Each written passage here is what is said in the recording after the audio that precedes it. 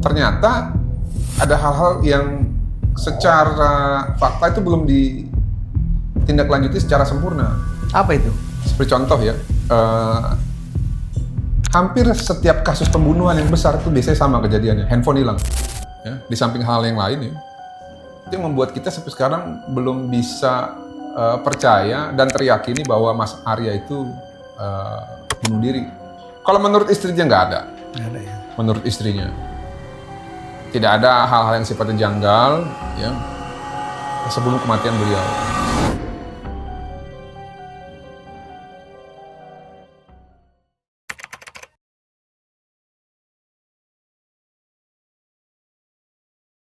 Halo semuanya, kembali di kanal YouTube Alright dalam program Say It.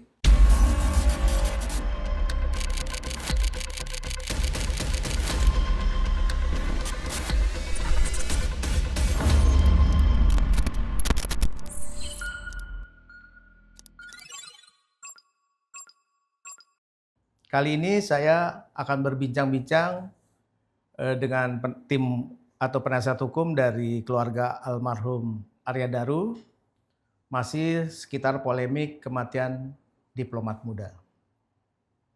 Halo Bang Lukas. Halo, apa Pak kabar? Said. Kabar baik. Bang, bisa nggak sih Bang diceritakan secara singkat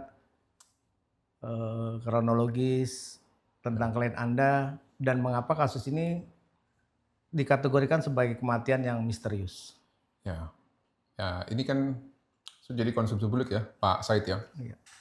Jadi Mas Arya ini kerja di Kementerian Luar Negeri, akan sebentar lagi berangkat ke Finlandia, sudah dapat tunjangan, sudah dapat dana juga untuk persiapan bermukim di Finlandia dan bekerja di sana. Namun di tanggal 8 Juli sekitar pukul 7 kalau nggak salah itu ya, ditemukan meninggal terlakban. Nah, yang jadi soal ini adalah pada saat itu polisi melalui Kapolda kalau saya nggak salah ya, menjanjikan bahwa dalam waktu 2 minggu ya, itu akan selesai kasusnya. Maksudnya itu akan diketahui penyebab kematian.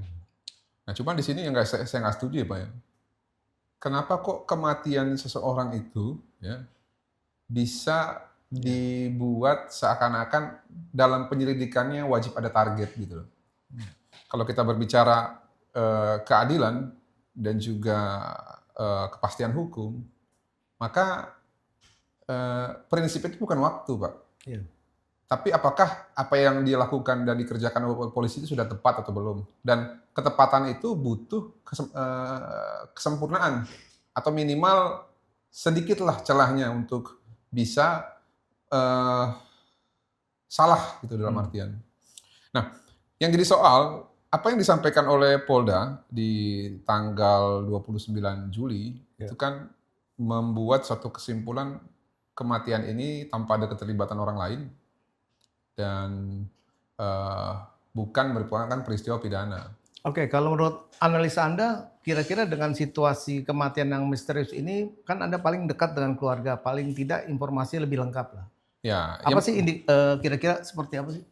Ya, jadi begini, kalau kita berbicara keterlibatan itu kan ada beberapa hal ya. Ada keterlibatan langsung, ada keterlibatan tidak langsung. Jadi kalau keterlibatan langsung itu fisik ya, kalau keterlibatan tidak langsung itu mungkin informasi dari jauh. Ya. Nah, dari fakta yang terjadi, mendukung dari hasil kesimpulan tadi kan yang dia pakai itu pertama adanya hasil-hasil temuan yang menyatakan ada indikasi memang Mas Arya ini pernah mau mencari informasi untuk melakukan upaya bunuh diri. Lalu yang kedua, tidak ada DNA orang lain katanya di TKP. Lalu yang berikutnya dari alat bukti digital forensik yaitu CCTV. Itu katanya udah dicek benar-benar, tidak ada indikasi yang bisa membuktikan ada keterlibatan orang lain.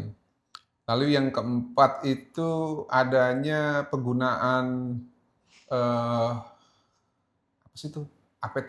Bukan CTM ya, CTM sama obat alergi itu ya. Iya.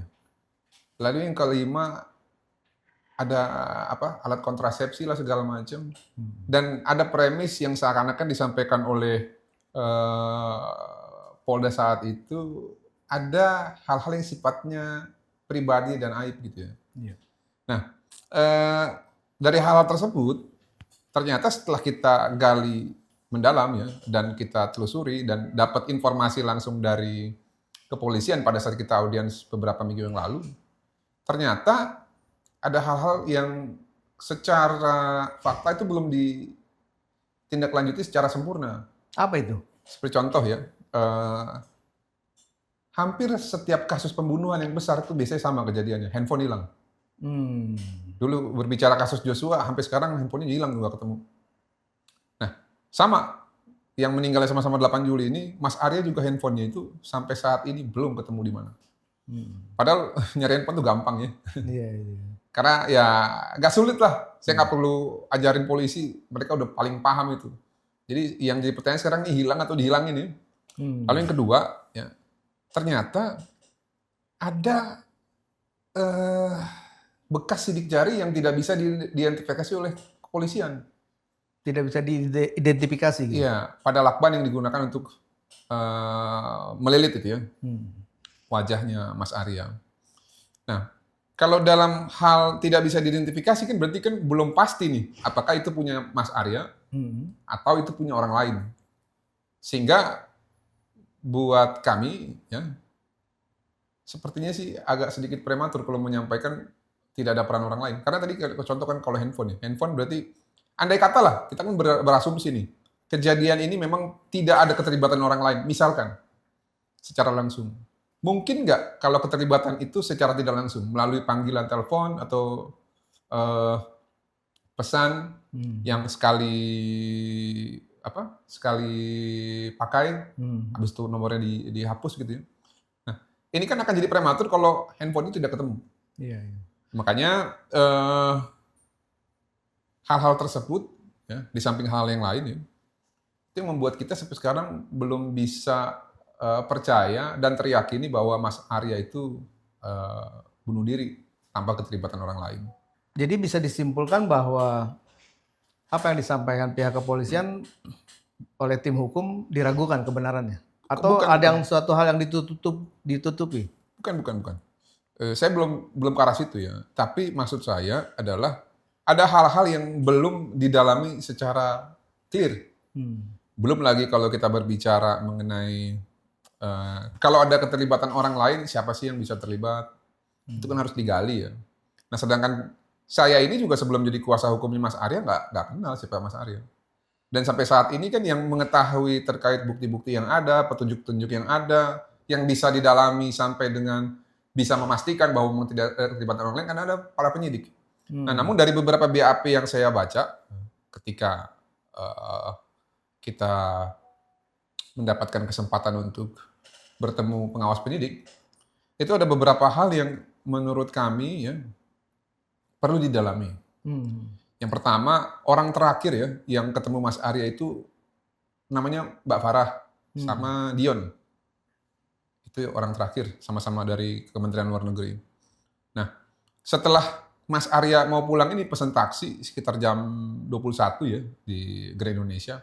Di situ Mas Arya tuh menurut keterangan saksi Dion dan supir taksi yang menerima pesanan tersebut itu terlihat kayak seperti panik dan khawatir, kayak ngeliat ke kiri, ke kanan, ke depan, ke belakang. Dan itu dibuktikan dengan adanya beberapa perubahan tujuan. Yang pertama tujuannya ke bandara, habis itu tujuannya ke stasiun kalau misalnya. Akhirnya tujuannya ke Kementerian Luar Negeri. Nah, ini perlu didalamin kan. Berarti kenapa kok sampai ada kayak khawatir seperti itu.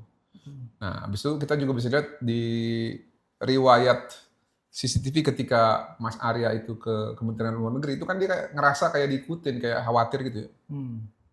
Nah, ini yang perlu didalami.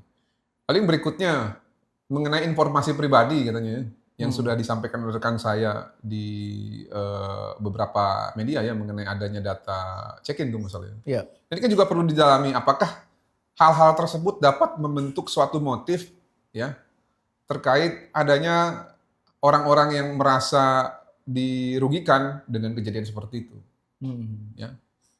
Nah itu yang perlu didalami kalau menurut saya. Karena kalau berbicara potensi kejahatan, selain modus yang dilihat motif dulu.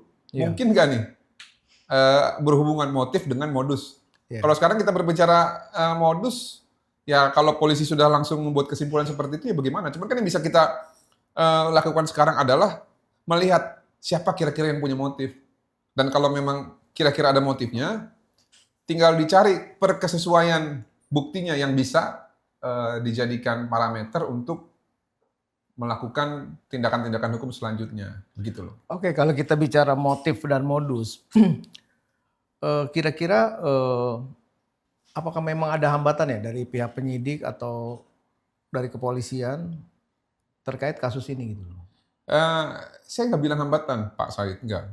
Saya mungkin melihatnya apakah penyidik memiliki perspektif yang sama dengan rekan-rekan penasihat hukum ya, dalam hal ini kami. Nah sayangnya memang kalau yang saya lihat, yang saya alami sekarang ini, sepertinya seperti ada jarak. Ya. Kami ke selatan, mereka ke utara. Ya. Walaupun memang di pertemuan terakhir, dari hasil yang mereka paparkan di audiens itu, kami sampaikan, Pak ini tolong Pak, yang ini lebih didalamkan lagi gitu loh. Karena kalau kami itu sebenarnya lebih berharap kasus ini ya, segera dinaikkan ke penyidikan.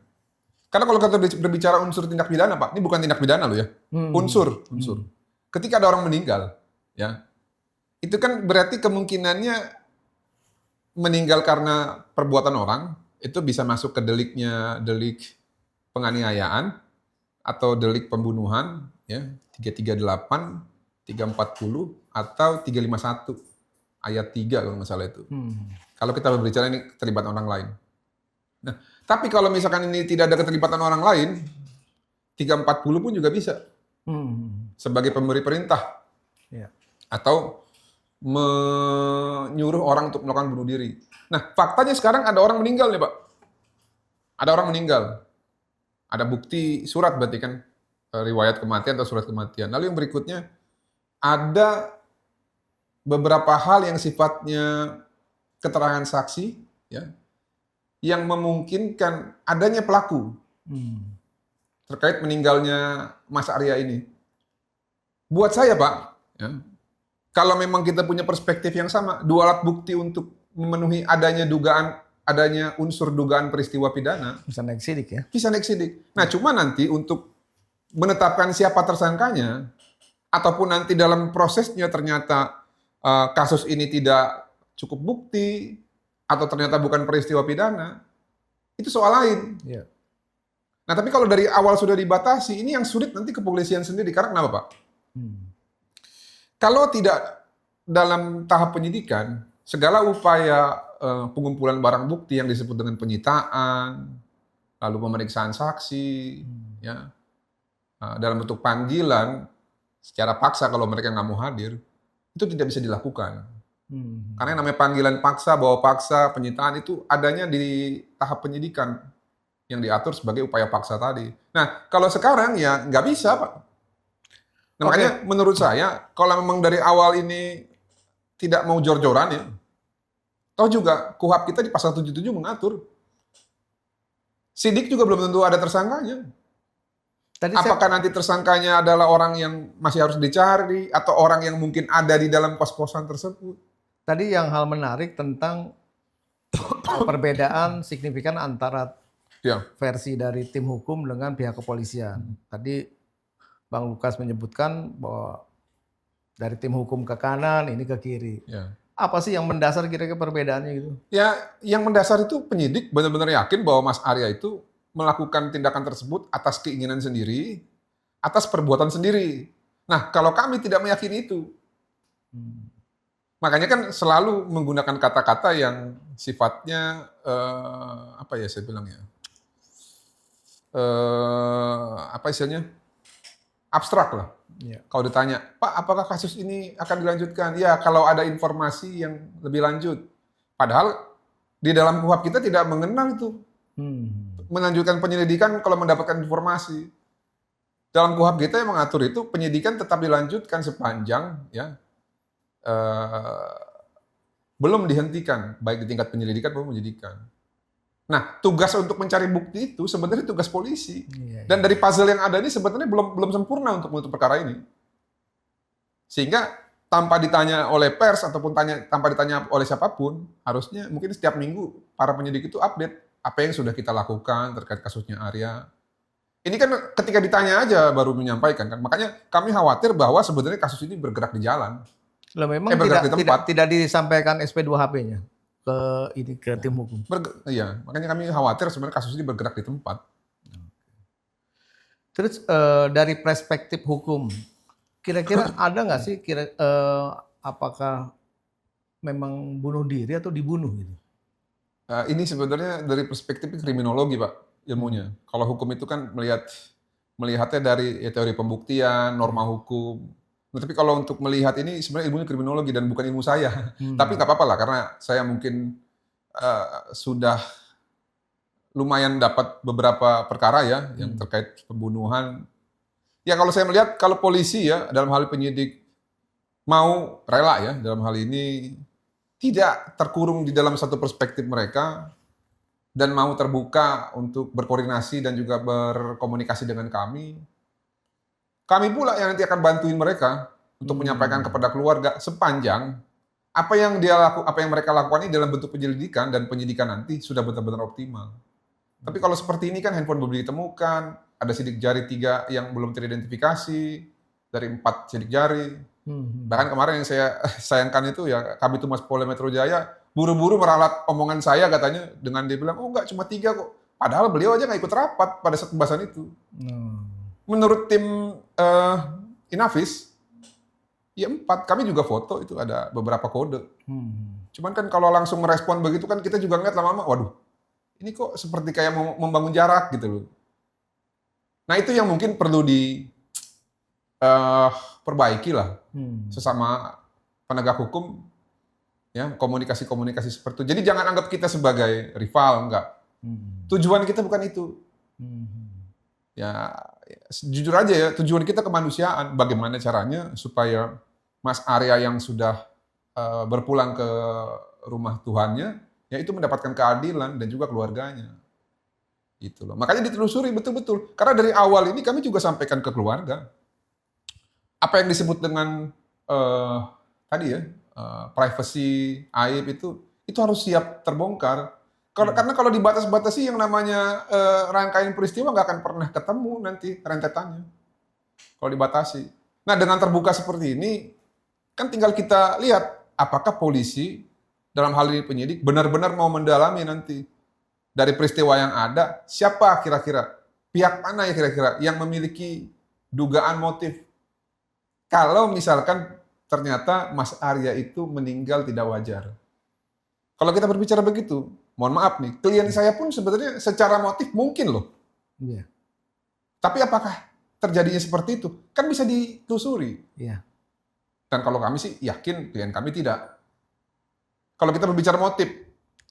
Memang banyak simpang siur ya. Di awal kan ada keterkaitan kematian almarhum Arya Daru itu berhubung dengan pekerjaan. Kemudian bergeser. Tadi kalau saya bilang tadi itu motifnya kalau terkait urusan pribadi yang disampaikan mengenai privacy. Nah kalau ini terkait mengenai pekerjaan tentunya setelah Mas Arya kan ada juga ya yang meninggal ya di mana itu? Di Venezuela, Ekuador atau mana di Amerika Latin? Amerika Latin ya. Apakah hal tersebut juga terjadi karena pekerjaan? Sampai saat ini kan belum pernah ada dokumen resmi dari pemerintah kan? Iya. Karena ya kalau beliau aja diperlakukan seperti itu ya karena pekerjaan misalnya contohnya, ya tidak menutup kemungkinan juga Mas Arya juga mungkin ada hal orang-orang yang dirugikan ya dalam melakukan pekerjaan. Nah cuman sejauh ini yang bisa saya gambarkan itu baru yang terungkap Pak Said. Kalau belum itu ya saya nggak mau berspekulasi lah. Tapi isu sekarang bergeser ke persoalan pribadi loh. Persoalan jumlah check-in-nya berapa kali di hotel. Kemudian ada informasi bahwa ini tidak layak juga dibahas karena persoalan aib gitu loh. Padahal kan konteksnya adalah bagaimana kita mengungkap kematian dari diplomat muda ini kan. Coba saya tanya Mas Said, saya tanya balik nih. Misalkan ternyata di dalam peristiwa itu membentuk suatu motif terhadap orang per orang. Kalau tidak kita bahas itu. Bakal ketemu nggak siapa Ya, terduga nggak ada. pelakunya? Ya tidak pasti karena kan informasi nggak sempurna jadi. Itu dia maksud saya. Di dalam suatu apa namanya dakwaan jaksa pun di pasal 143 dan 156 KUHP yang lama ya dijelaskan bahwa surat dakwaan itu harus cermat, jelas dan lengkap. Kenapa ada kata-kata begitu kira-kira? Karena ada satu peristiwa saja yang tidak diuraikan akan kemungkinan dakwaan itu kabur. Nah sama dalam merangkai peristiwa juga kalau kita menggunakan ilmu kriminologi ya dalam menentukan terjadi suatu peristiwa yang ada hubungan dengan pidana itu nggak boleh di skip. Kalau kita menduga-duga, apakah polisi memang menutup informasi sebagian? Saya nggak bisa prejudice ya. Tapi yang pasti ya. Ya artinya kan awalnya kan yang kami dengar tidak diekspos itu karena ada hubungannya dengan aib. Walaupun kami juga meyakini yang pertama itu belum tentu aib. Yang kedua, kalaupun memang itu memang aib lah ya, misalkan ya. Tapi tidak diungkap dan tidak bisa mendapatkan peristiwa yang utuh sehingga kalau ada pelaku yang harusnya bertanggung jawab jadi tidak bertanggung jawab, itu justru merugikan Arya dan keluarganya. Makanya menurut saya dengan terbukanya ini, sekarang tugasnya itu ada di kepolisian dan penyidik. Coba, kalau peristiwa itu terbentuk motif, kira-kira siapa yang punya motif atas peristiwa ini? Ya didalami, diminta keterangan. Nah kalau penyelidikan ya, saya ingat dulu kasusnya Joshua ya, ketika Bu Putri pada saat itu kan diminta keterangan. Ada beberapa hal yang sifatnya pribadi saya tidak akan sampaikan di sini karena kasusnya sudah inkrah dan dia sudah menjalani. Tapi intinya karena ada bantuan teknologi dalam pemeriksaan itu menggunakan poligraf, ya, lie detector, akhirnya sesuatu hal yang sifatnya berbanding terbalik dengan bukti yang ditemukan oleh penyidik itu bisa dinilai. Gitu loh. Kayak contoh misalkan saya bilang A, ternyata buktinya B. Poligraf bilang yang benar B. Deteksi kebohongan. Nggak bilang begitu sih, tapi ketika saya sampaikan saya bilang A itu ada indikasi kebohongan. Itu juga bisa jadi alat bukti. Nah, tapi kembali lagi penggunaan mesin poligraf, lie detector itu nggak bisa digunakan dalam penyelidikan. Iya, harus sidik dulu. Nggak bisa, harus pakai upaya paksa itu. Nah, cuman kan sekarang persoalannya apa? Persoalannya kasusnya masih penyelidikan. Kenapa sih polisi kira-kira berat menaikkan status dari KUHP kita sebenarnya nggak ngerti yang namanya penyelidikan itu. Apa tidak mengatur secara jelas lah. Hanya mengatakan bahwa ada penyelidikan dan penyidikan itu di pasal 1. Saya lupa angka berapa KUHP yang lama. Baru diatur ya bahwa ada penghentian penyelidikan itu di Perkap atau Perpol, saya lupa zamannya Pak Tito. Jadi sebelum ada Perkap Perpol itu kebanyakan kasus ya kalau nggak dia di penyelidikan aja dan bisa naik penyidikan gitu. Nah, saya khawatirnya mungkin begini ya, kalau menurut saya nih, mungkin para penyidik ya atau pimpinan penyidik itu khawatir kalau kasusnya dinaikkan penyidikan, tapi ternyata nanti sulit untuk menentukan siapa tersangkanya, itu malah menjadi PR buat mereka. Ya kan tinggal gelar. Ya padahal kan itu lumrah kan. Sekarang kan KUHP kita juga mengatur yang namanya penghentian perkara itu ada daluarsanya. Iya. 3, 6, 12 sampai 20 ya. Atau 18 saya lupa tuh. Saya nggak terlalu hafal hal-hal yang sifatnya durasi seperti itu. Nah, ya kenapa mesti khawatir kok? Orang kan polisi kan selalu ada kan di Republik ini, kecuali kalau polisi nanti kira-kira tahun depan bubar, ya mereka khawatir untuk tidak melanjutkan perkara ini, boleh. Nah, tapi kan masalah kan polisi kan selalu bakal ada. Kalau pimpinan berganti, nanti ada pimpinan yang lain, ada penyidik berganti, ada penyidik lagi yang lain. Tapi demi kepastian hukum dan keadilan, ya sedikit pun celah yang bisa digunakan untuk mengoptimalkan penelusuran perkara ini, baik dalam penyidikan harusnya dilakukan. Oke, mungkin sebagai tim penasihat hukum, Abang kan tentu melakukan pendampingan dengan menggali informasi ya. Dari menggali informasi melalui keluarga atau orang-orang terdekat, kira-kira almarhum ini pernah nggak sih mendapat ancaman atau konflik bisnis atau persoalan tekanan politik? Ya. Saya sebatas apa yang saya tahu ya, bukan yang saya dengar dari sumber-sumber yang nggak bisa dipertanggungjawabkan. Kalau menurut istrinya nggak ada. Nggak ada ya. Menurut istrinya. Tidak ada hal-hal yang sifatnya janggal ya sebelum kematian beliau. Itu yang saya tahu. Atau mungkin ada pihak lain atau orang yang berpengaruh ikut mungkin berkontribusi pada kematian almarhum? Nah, kalau berbicara teori konspirasi ya, siapapun yang memiliki motif itu, mungkin saja dia didukung oleh orang lain yang memiliki kepentingan. Oke Bang, kira-kira langkah hukum apa saja nih yang akan ditempuh dengan situasi yang menurut Abang tadi kan ketidakharmonisan antara penyidik dengan pihak tim hukum gitu? Ya, nanti mungkin kalau untuk itu ya, tapi yang pasti kalau dari yang saya ikuti selama ini, tentunya nanti kami akan tetap menjaga komunikasi dengan penyidik Polda ya, tim dari Resmob yang menangani penyelidikan. Nah, ya cuman memang saya sudah sampaikan juga ke Bang Nikolai dan teman-teman, kita tidak bisa sepenuhnya menunggu hal yang tidak pasti. Segala sesuatunya harus ada timeline atau waktu ya. Kalau bisa kita tentukan mau berapa lama kita tunggu pendalaman yang kita minta dilakukan oleh tim Resmo Polda. Nah kalau memang tidak ada tindak lanjut ataupun follow up yang menurut kita signifikan, ada baiknya ya kita harus ajukan upaya-upaya yang sifatnya ini diatur oleh Perkap dan Perpol kepolisian. Seperti contoh. Ke Komnas HAM, Ombudsman, atau ke Peradilan Internasional? Kalau peradilan internasional itu kan ada beberapa syarat ya. Itu apakah apakah peristiwa tersebut tidak bisa ditangani oleh negaranya atau negara diduga berpihak kepada pelaku gitu ya. Lalu ada beberapa syarat lagi. Saya kebetulan bukan ahli hukum internasional.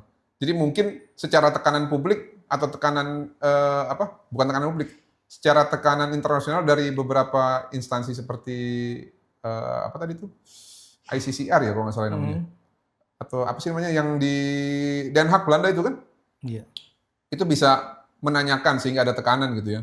Nah, tapi kalau secara yurisdiksi saya pikir mustahil itu, Pak. Mustahil. Nah, palingnya nanti ada beberapa opsi yang bisa kita lakukan ya, seperti memohonkan gelar perkara khusus kalau memang benar-benar nggak ada kemajuan yang signifikan. Paling berikutnya ya otomatis nih kalau udah mentok ya investigasi sendiri. Karena ya KUHP kita kan memberikan kewenangan kepada penyelidik dan penyidik. Tidak ada yang namanya private detektif di dalam sistem hukum Indonesia yang bisa diakomodir kewenangannya dalam melakukan penyelidikan dan penyidikan yang diatur oleh KUHP. Jadi tetap harus melalui polisi. Nah masalahnya kan sekarang kalau polisi atau penyidik ini sudah menganggap ini cukup, memang kesimpulannya seperti itu tidak bisa berubah ya kita nggak bisa memaksa mereka secara perintah. Nggak bisa kan kita memerintahkan sesama aparat penegak hukum kan? Sesama penegak hukum, sorry, kita bukan aparat. Ya paling ya kita akan sebisa mungkin optimal baik melakukan hal-hal yang diatur oleh Perkap Perpol tadi, gelar perkara khusus, atau ya kita akan cari bukti sendiri nanti. Tapi ada kesulitan juga Pak Said, seperti contoh kemarin ya, kami mau ngeliat TKP aja nggak dikasih izin. Mereka bilang ya itu bukan kewenangan kami katanya, karena itu sepenuhnya domain dari pemilik kos. Nah yang jadi soal sekarang ketika Kompas TV ya, Mas Dipa itu ya kalau nggak salah melakukan peliputan itu dikasih izin. Nah, giliran kami nih, dibilang nanti tergantung pemilik kos. Berarti kan tidak adil ya. Padahal sebenarnya saya yakin kalau polisi yang minta, pemilik kos tuh sulit lah untuk menolak. Ada upaya nggak ke Komnas HAM? Ada, kita udah surati juga. Apalagi Bang Nikolai kan bekas dirjen direktur HAM ya kalau nggak salah. Kalau itu udahlah. Cuman kan sekarang permasalahannya mereka tidak diatur oleh Kitab Undang-Undang Hukum Acara Pidana kita sebagai pihak yang memang berwenang untuk melakukan penyelidikan. Jadi paling mereka sifatnya supervisi, rekomendasi. Ya penting juga Pak, penting. Cuman tidak sepenting penyelidik dan penyidik dalam menangani dugaan tindak pidana. Nah soal penyelidikan independen pribadi jadinya, walaupun tidak diperkenalkan secara undang-undang, kira-kira efektif nggak? Efektifnya nanti ketika kita mendapatkan bukti atau hal-hal yang belum pernah didapatkan, itu bisa kita berikan kepada penyelidik supaya dikembangkan. Itu pun sekarang kami lakukan, tetap kami lakukan. Cuman kan itu kan penuh keterbatasan. Iya. Karena KUHP-nya mengatur pengacara itu tugasnya bukan itu. Iya. Jadi multitasking juga kita nih Pak. Oke, terus kan pemberitaan di media ini kan selama ini kan cukup banyak lah. Ya. Kira-kira dalam porsinya apakah cukup membantu dari pihak penasihat hukum atau malah mengacaukan informasinya? Cukup membantu. Tapi memang harus lebih diintenskan itu Pak Said. Karena kenapa? Ya, saya percaya bahwa apa yang disampaikan masyarakat itu no viral no justice itu berlaku di Indonesia. Ya, berlaku itu. Jadi kalau nggak ada pemantauan ataupun penekanan secara pers, saya khawatir kasus ini akan hilang sendiri nanti. Tapi kalau memang tetap dikawal oleh pers, ya, lalu tetap diliput dan juga tetap diberitakan, setidaknya ini kan akan sampai kepada pimpinan-pimpinan kepolisian, pimpinan-pimpinan pemerintahan, agar teringat, oh ada loh anak bangsa yang juga diplomat di Indonesia yang sampai sekarang keluarganya masih teriak dan menangisi serta meminta keadilan atas peristiwa itu. Oke Bang, kira-kira ada pesan yang Abang ingin sampaikan, mungkin paling tidak kan institusi polisi atau yang mengungkap kasus ini kan bisa juga mendengar lah, atau mungkin. Saya sih lebih ke begini ya, mungkin Arya itu bukan adik, bukan kakak, bukan abang, bukan ayah, bukan siapa-siapa dari pimpinan dan penyelidik. Tapi coba bayangkan ya, seandainya itu terjadi kepada keluarga kalian. Ya. Apa kira-kira yang kalian rasakan? Dan apakah kalian tidak akan melakukan tindakan yang optimal supaya peristiwa itu benar-benar bisa dipastikan, ya, apakah merupakan tindak pidana atau merupakan seperti yang kalian sampaikan melalui kesimpulan di tanggal 29 Juli 2025. Itu aja pesannya. Saya nggak akan ngajarin mereka untuk ngapain, nggak. Saya yakin mereka pinter-pinter, sekolah tinggi-tinggi kan. Udah gitu udah dinas lama, sertifikasinya banyak. Jadi saya nggak akan ngajarin mereka. Saya cuma mau minta coba refleksi. Bagaimana kalau itu, ya, Mas Arya itu adalah keluarga kalian? Apakah kalian hanya akan bekerja selama 2 minggu seperti yang disampaikan oleh ex-Kapolda, ya, untuk memastikan apakah ini peristiwa pidana atau bukan, melakukan penyelidikan, atau kalian akan benar-benar optimal sampai tidak ada ruang bahwa Arya itu, ya, meninggal bukan karena perbuatan orang lain. Itu aja. Karena kalau dalam ada gium hukum ya, ada istilah dalam pembuktian tindak pidana itu harus lebih terang daripada cahaya. Ya, dalam bahasa Latin itu in criminalibus probationes deben esse luce clariores. Ya, itu dalam Latinnya. Nah, saya juga memiliki pandangan yang sama. Kalau dalam membuktikan tindak pidana itu harus lebih terang daripada cahaya alat buktinya, maka untuk mengatakan suatu peristiwa bukan peristiwa pidana, itu juga perlu kecermatan dan tidak ada boleh keraguan-raguan. Ada ruang lain yang berpotensi bahwa perbuatan tersebut merupakan perbuatan pidana. Itu aja. Oke, kalau secara pribadi kematian Arya Daru kira-kira wajar atau tidak wajar? Saya nggak percaya dia bunuh diri. Atas keinginan sendiri. Dan saya juga ragu-ragu bahwa ini tidak ada keterlibatan orang lain. Saya kasih spill sedikit lah. Ya. Salah satu pejabat tinggi Polri yang sudah pensiun pun sependapat dengan saya. Sependapat. Pangkatnya tinggi. Cuma saya nggak bisa sampaikan siapa orangnya. Karena ini etik ya. Oke Bang, kasus ini kan tak kunjung diungkap ya. Kira-kira implikasinya bagi penegak hukum kita gimana sih ini? Ya kasus ini kan jadi dark numbers. Jadi kasus yang akan selamanya dikenang sebagai kasus yang tidak terungkap. Nah, kalau tidak terungkap ini nanti ada yang berpikir, wah berarti, mohon maaf ya, berarti polisi tidak profesional. Atau mungkin ada yang berpikir ini ada keterlibatan pemerintah yang mungkin oknum-oknumnya melindungi supaya penjahatnya nggak ketangkep. Ada juga yang mungkin berpikir, itu memang bener kok, memang bunuh dirinya dia itu gitu kan. Tapi intinya akan ada sesuatu hal yang selalu akan dikenang oleh warga negara Indonesia dan juga warga negara luar pasti. Bahwa ada kasus kematian yang dianggap belum tuntas dan tidak bisa diterima alasannya atas apa yang disampaikan melalui kesimpulan Polda Metro Jaya di tanggal 29 Juli 2025. Ramai di medsos, pernyataan polisi selalu mendorong tentang perselingkuhan, check-in di hotel yang berapa kali. Bukan, justru kalau dalam perspektif saya, mereka tidak mau buka itu. Oh, oke. Dalam perspektif saya ya.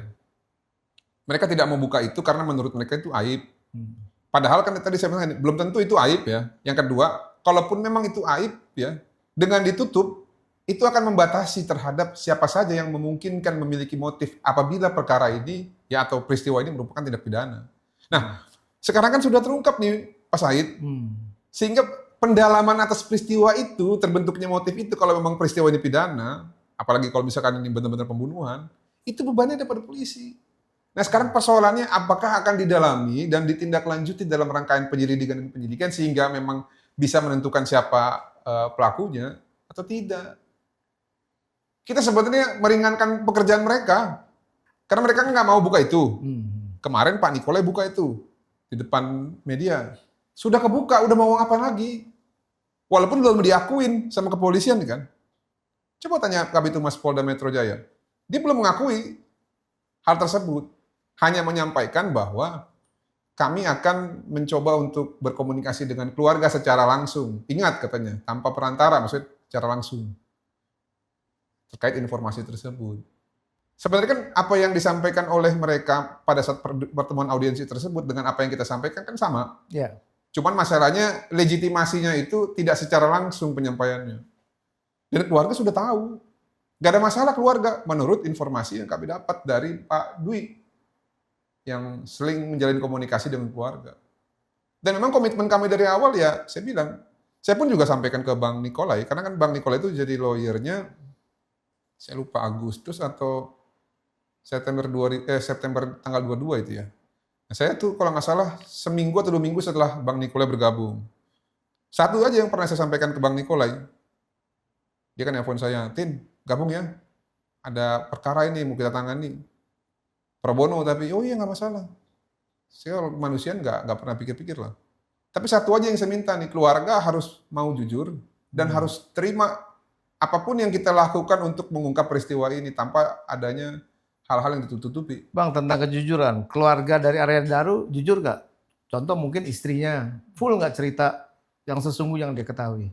Ya, sepanjang ini sih bisa dibilang keluarganya semua terbuka. Cuman kembali lagi ya, Pak Said ya. Saya ini udah banyak menangani perkara ya. Kadang-kadang memang ada sedikit dalam orang-orang ya, sifat dasar manusia ya mungkin ya. Mungkin entah itu terlupa atau tidak ingat atau mungkin belum siap untuk membuka. Nah, itu mungkin kadang terjadi di dalam hal-hal yang lain. Tapi untuk keluarga Mas Arya sampai saat ini ya belum ada hal-hal yang menurut kami ditutupi ataupun yang tidak jujur. Sepanjang ini ya saya pikir apa yang mereka sampaikan apa yang mereka ketahui aja. Kalau dari istrinya? Ya, sama. Baik, mungkin Bang ada yang mau disampaikan lagi, Bang? Cukup itu aja dari terakhir penutup. Bayangkan bahwa Arya ini merupakan anak kalian, adik kalian, abang kalian, atau mertua kalian. Kira-kira kalau kalian punya kekuasaan sebagai penyidik atau penyidik, kalian akan lakukan hal yang sama atau tidak dalam penyelidikan ini? Tuh. Baik, pemirsa kanal YouTube Alright di program Said. Demikianlah bincang-bincang saya dengan Bang Martin Lukas seputar tentang misteri kematian diplomat muda Arya Daru. Bagi penonton yang ingin berkomentar, silakan berkomentar di kolom kanal YouTube ini dan saksikan program selanjutnya di episode mendatang. Salam.